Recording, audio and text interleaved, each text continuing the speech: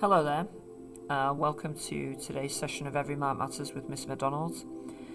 Today we're having a look at Edexcel History, Paper 1, Medicine Through Time. And our chosen question of the day is there has been huge progress in preventing and treating illness in Britain since 1900. How far do you agree? And I've accidentally missed out 16 marks. You may use government intervention and genetic conditions. Wowzers, what a tough question. Well, let's have a look at breaking it down first so we can begin to decode what the question is actually asking us to do. So firstly, our command phrase, I'm going to write it up here.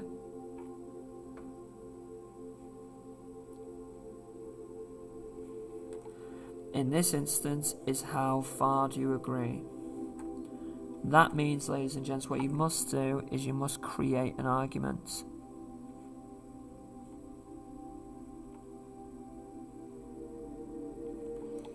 What it's asking for you is, of course, it's asking for your view and others.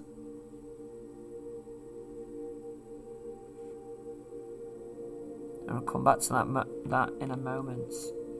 The focus of the question is, I'm just going to focus up here, is preventing and treating illness in Britain since 1900.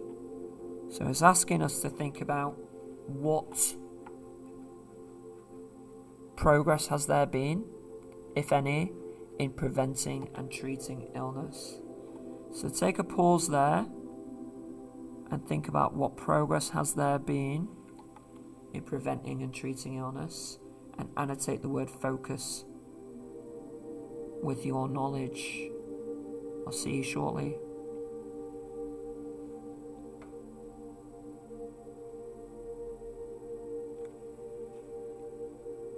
So firstly, in terms of knowledge, well, of course what we can do is we can talk about vaccination campaigns.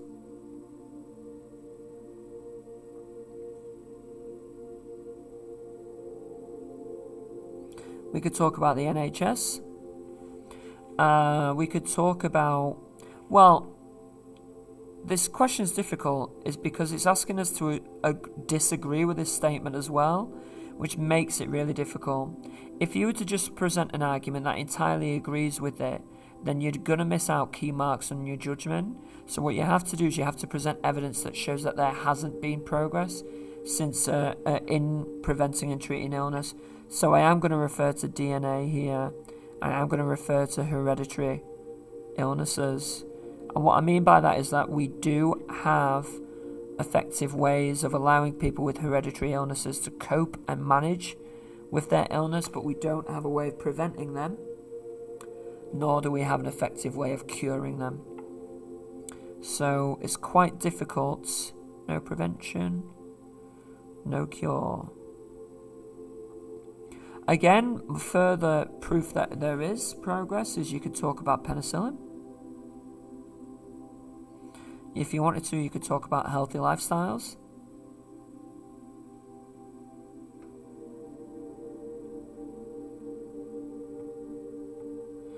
Okay. Our second order concept, the final thing I want to show you,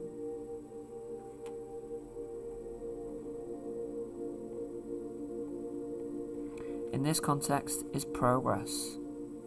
And in essence, it's asking you, have things got better? Have things got better?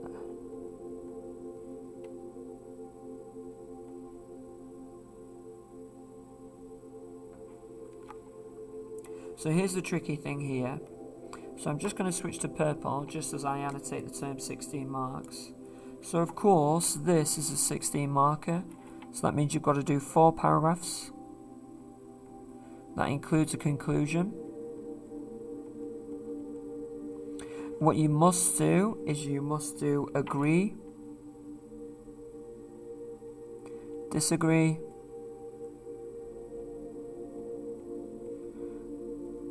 agree or disagree, and then your conclusion. You've got to spend 20 minutes doing it.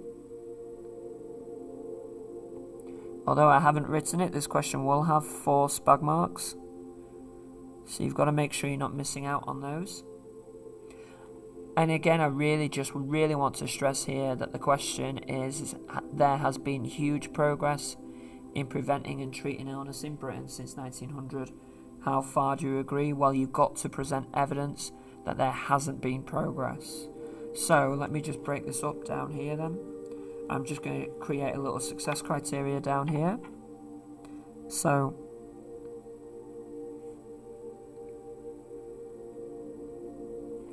our answers within this question are marked in AO1. That is your knowledge or your facts.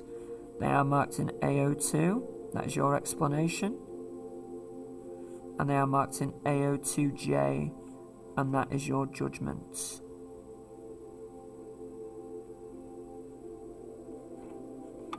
Again, we have levels to demonstrate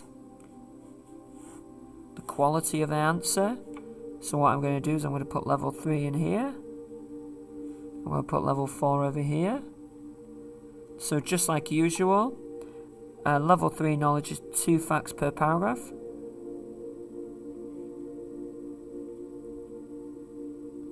Level 4 is 2 precise facts per para. Level 3 explanation is 2 sentences.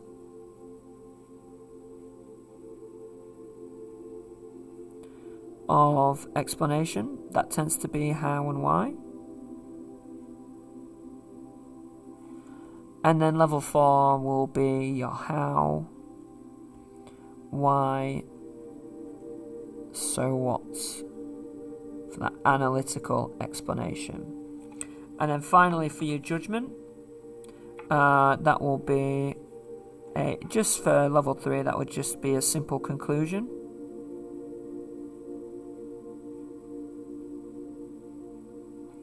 And then finally, level 4, that will be a comparative conclusion.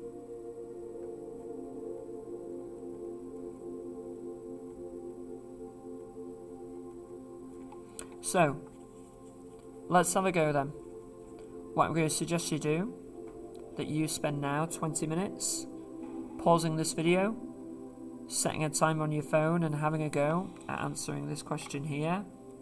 There has been huge progress in preventing and treating illness in Britain since the year 1900. How far do you agree? 16 marks plus 4 spag. You can refer to government interventions in genetic conditions.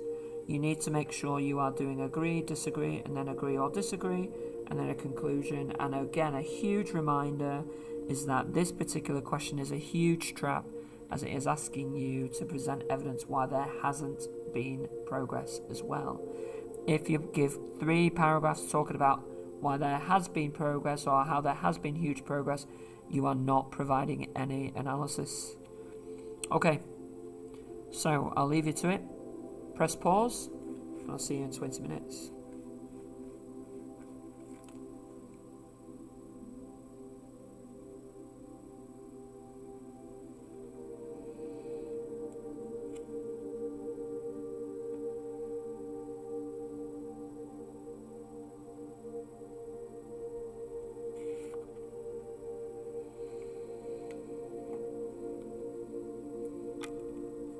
Welcome back. So, hopefully you've just spent some time there having a go at telling me how far do you agree with the statement that there has been huge progress in preventing and treating illness in Britain since 1900. I'm going to read through, I'm very conscious of my ugly handwriting, so I'm going to read through my answer, and what we'll do is we will mark it as we go. Do you want to switch to a different coloured pen? And we will self-assess our own work. Now, what I like to do, as you probably noticed, is I really quite like to start with a little introduction. The reason why I suggest starting with an introduction is because if you don't have time, if you run out of time, which maybe I have, I've already presented my opinion already. And I like starting with, I accept the view. So I'll start by reading it out to you. I accept the view that there has been some progress in preventing and treating illness during the modern period through government interventions, national vaccination campaigns, and the creation of the NHS. But there are still developments that need to be made to prevent and treat genetic conditions. So again, straight away, even though I'm not yet marking it, I have added in my AO2J. I have presented here a argument already. And again, by using the word but there in that introduction, I'm presenting to the reader that I am about to evaluate reasons whether there was or whether there has or has not been huge progress. Let's go into paragraph 1. One reason why there has been huge progress in preventing and treating illness is because of the national vaccination campaigns of the NHS. For example, in 1953, the NHS invited all children to receive free vaccines for diseases such as diphtheria, which killed 6,000 children every year, polio, tetanus and measles. I also know that the success of these campaigns led to the eradication of polio in the UK by 1985.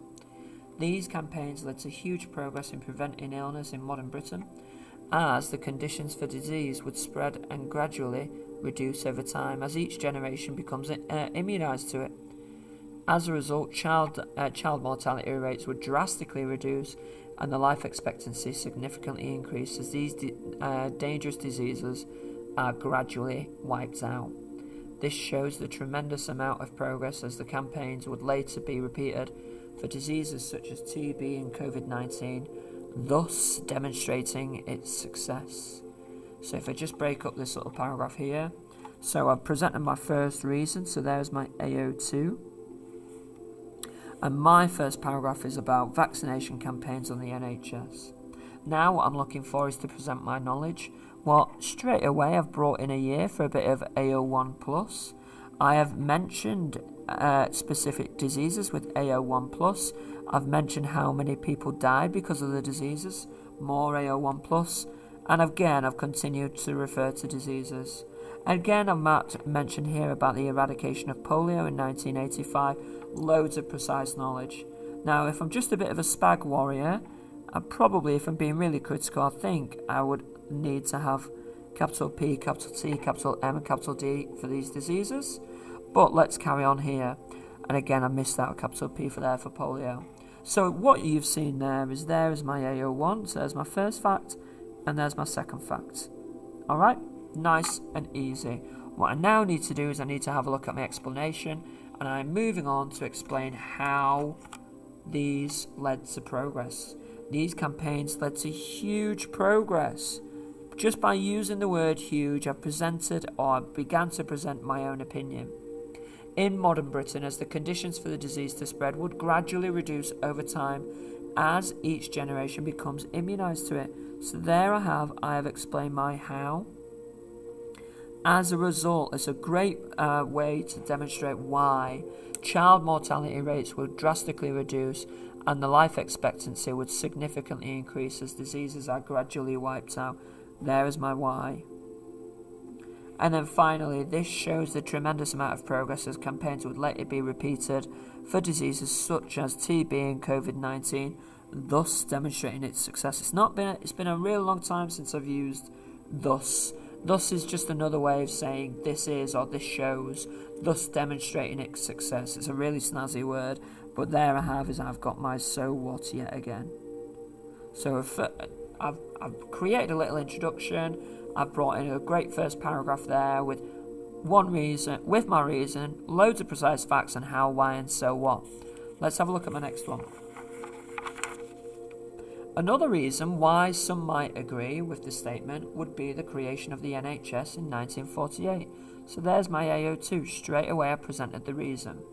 This was when the Labour government, AO1+, created the National Health Service to provide free healthcare from the cradle to the grave. Furthermore, it standardised the quality of healthcare across the country, invested money into scientific research and used high-tech innovations such as the CT scan and MRI scan to treat the sick. Again, there's AO1. So I've got my statement there with AO2. I've got loads of knowledge there with AO1 there. Loads of two facts there with loads of precise facts with specifically referring to the machines and again the cradle to the grave. So now what I need to do is I'm looking on to move on to explanation. This means that patients no longer need to save money or worry about the cost of healthcare, as well as being safe in mind that they are receiving state-of-the-art healthcare. So that's how the NHS led to huge progress. As a result, methods of prevention and treatment would significantly improve as the government intervention in healthcare provided billions of pounds of funding to research high quality and effective treatments, contributing to the greater health of the nation. And there is my why. Why is the NHS important, or why did it lead to progress? Now, you probably noticed as I've not done a so what sentence there, so I'm not doing great there with this paragraph. But again, you can see my cradle for success really, as I've presented a reason up here. I've got 2 specific facts per paragraph, and I've gone on to my how and why, so at least I have a developed explanation. And maybe the examiner might attribute this phrase here as the so what, maybe, but I'm not so sure. Okay, let's have a look at my third and final paragraph before I look at my conclusion. Alternatively, the discovery of hereditary diseases still shows that we still have areas for development in prevention and treatment. So there's my AO2, I'm presenting my reason. In 1953, Watson and Crick discovered the shape of the double helix, ultimately discovering DNA, and later confirmed the long-standing theory of the early 20th century that diseases could be passed down from parent to child. This was later developed with the completion of the Human Genome Project in 2003.